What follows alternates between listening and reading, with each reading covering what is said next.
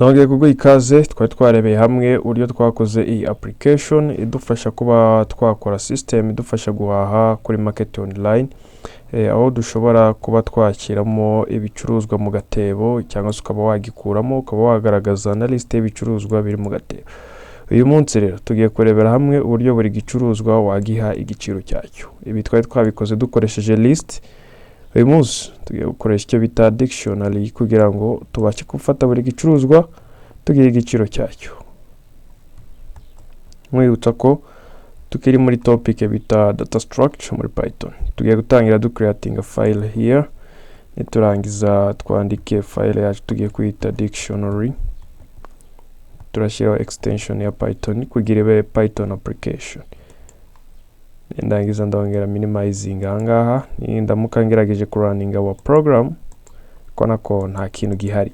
Tugiye gutangirana nk'ibisanzwe wibuka application yabushize na gatebo ariko tugiye kubikamo product zacu. So dictionary yo ntabwo ikora kimwe nka list nubwo bijya gusa kimwe.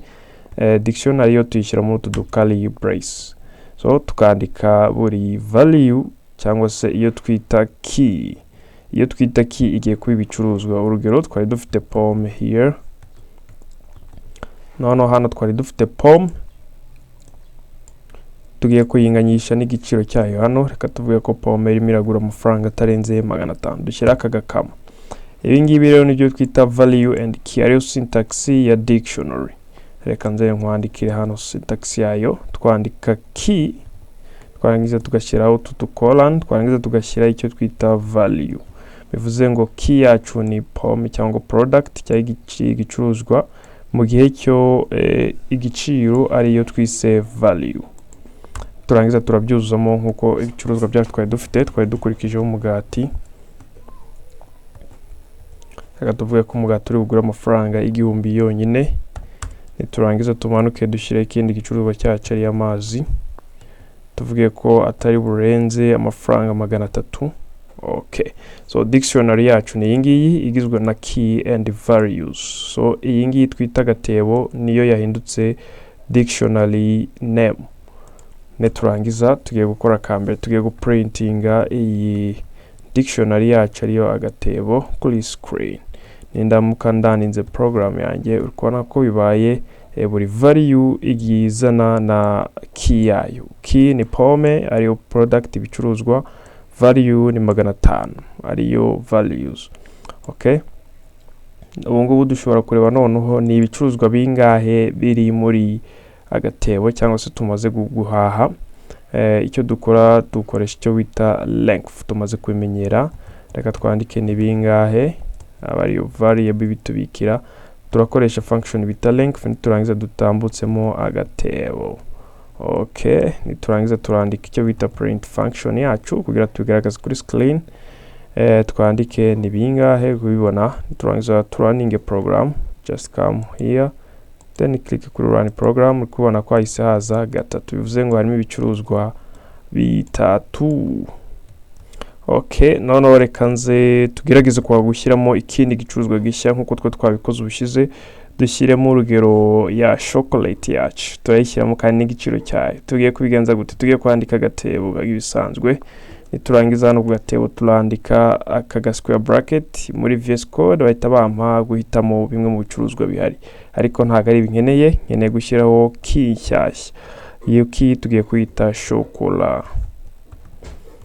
Nindangiza iyi key niyo ngiye kunganyisha n'igiciro cyayo. Tugiye kuvuga ko chocolat urugero itarengeje amafaranga 800.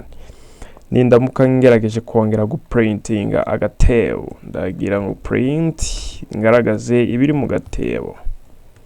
Nindamuka ndaninze program.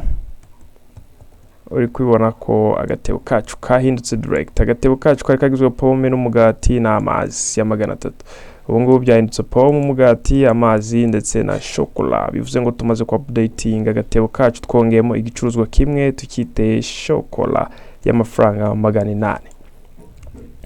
Nyuma y'ibyo kandi dushobora kuba twasiba igicuruzwa kimwe nkuko twabikoze ubushize. Nyuma yo kubona amafaranga ashobora kuba ari menshi ushobora gusiba igicuruzwa kimwe cyangwa ukagikura mu gatebo. Tubigenza dute? Twandika agatebo agatebo nindangiza nshyiraho function bita pop. Iyi function igiye kumfasha gusiba igicuruzwa runaka ntashaka. Urugero ngiye gusiba amazi. Alright, amazi niyo ngiye gusiba. Nindamuka ndaninze program biri buze kugaragara ko amazi yamaze kuvamo direct. Reka ngerageze kwandika print agatebo. Bivuze ngo iyi pop yacu, iyi function yitwa pop igiye kumfasha gusiba igicuruzwa gifite key ya amazi tugiye kuyakura mu gatebo kacu. Ubwo dusigaranye ibicuruzwa bingahe? Bitatu. Nindamuka ngerageje kuraninga program, uri kubibona ko hari igihindutse hano kuri output. Ubwa mbere byari key, ubwa mbere twari dufite pomme, umugati n'amazi. Bino nibyo twatangiranye, twongeramo agashokola, bibicuruzwa bine. Tubona amafaranga arimo ararenga, turebe icyatanu 1800 nanone bikahita bigera kuri 2600. Amafaranga baye menshi. Turamutse dukuyemo amazi, ni gute twayakuramo? Just use pop function. Twarangiza tugasigarana pomme, umugati, ukubona ko dusigaranye na chocolate 2500, 2300. Ukubona ko amafaranga ari kugenda agabanyuka. Ushobora gusiba igicuruzwa muri ya agatebo kawe cyangwa se agaseke uri gukoresha haha muri supermarket. Ushobora gucekinga niba igicuruzwa rero kiri mu gatebo. Ndaguha urugero, tugiye gucekinga amazi nubwo twasibye, tugiye kureba niba koko amazi akirimo. Turavuga uti urugero tubyite turandika variable tuyite amazi. Niturangiza turebe niba amazi akiri mu gatebo, turakoresha operator yitwa in. Niturangiza twandike agatebo. Ubwo tugiye kureba niba amazi ari mu gatebo. Icyo tugiye gukora ni iki, tugiye gufata nka variable runaka tuyinganyishe n'iki ngiki. Tuvuga uti suzuma, wenda urugero no gusuzuma just. Ndamutse ngerageje guprintinga iyi variable yabise suzuma, ugiye kubona ikintu kigiye kugaragara kuri screen. Uri kubona first, bivuze ngo agatebo turi gukoresha naka ka gatatu kagenda gahindagurika. Ubwa mbere karaka, bwa kabiri kabaye akatwongeyemo igicuruzwa, agatebo kacu kahindutse twakuyemo amazi. Turebye ko amazi arimo, batweretse ko ari first. Okay, so muri dictionary ntago twita kuri position cyane bitewe nuko position is determining cyangwa se zigenwa n'ibi twise ibicuruzwa cyangwa se bya bindi naheze nita key. Ubu ngubu nshobora kugaragaza bya bicuruzwa byose kuri screen n'ibiciro byabyo. Bigenza gute rero? Nkoresha loop, ndakoresha for loop. Nindangiza nandikeho igicuruzwa, hano ndandikaho igicuruzwa.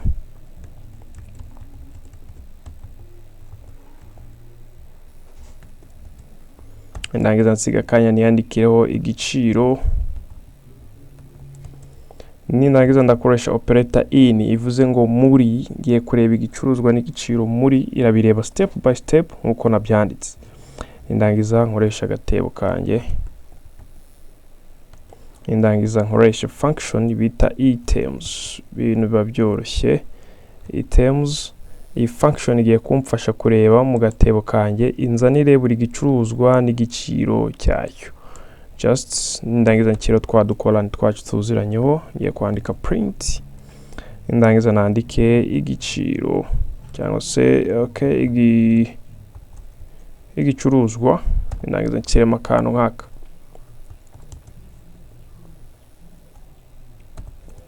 Reka nandike igiciro. Okay, reka tugerageze kuraninga program. Alright, program yacu yaraninze neza kandi kwikemura. Harimo pomme, umugati, chocolat ya 800, buri cyose n'igiciro cyacyo. Reka tugerageze cleaning output yacu. Hano hari print, tugiye kwagira comment. You see, this one nayireka. Ahubwo iyi ngiyi irimo irasiba. Good. Running our program, uri kubona ko haje agaseke kacu karimo pomme, umugati, amazi, pomme, umugati, where is it, chocolate, and then yikureho. Okay, wow. dusigaranye pome, umugati, amazi and chocolate. Twarangiza tukabyandika byose uko biri. Pome 500, igihumbi. Reka twongereho francs, tuvuge ko ari amanyarwanda for example. Turakoresha ikimenyetso cyo guteranya, twongereho kakajambo kaka francs, ubwo ni amanyarwanda. Reka turunning program. Okay, I see the error here. Bari kuvuga unsupported operand type for plus int and string. Okay, hano twasuppose ko ari integer iri kureactinga na string kandi bitemewe. Turashyiramo ka kama, running a program. You see fraga 500, igihumbi, 300 angahe, ariko turashaka ko byegeranya akakanya kakavamo.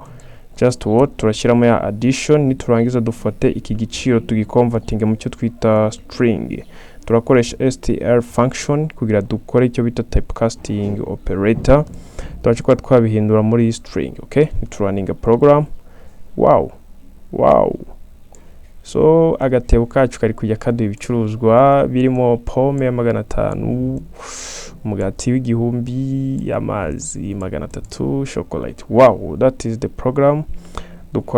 Turi gukora marketing, ushobora gukora nawe program yawe yerekeranye n'amadata bitewe n'ikibazo ushaka gukemura. Ciao. Kora subscribe, share, comment kuri buri call, ubundi twikomereza.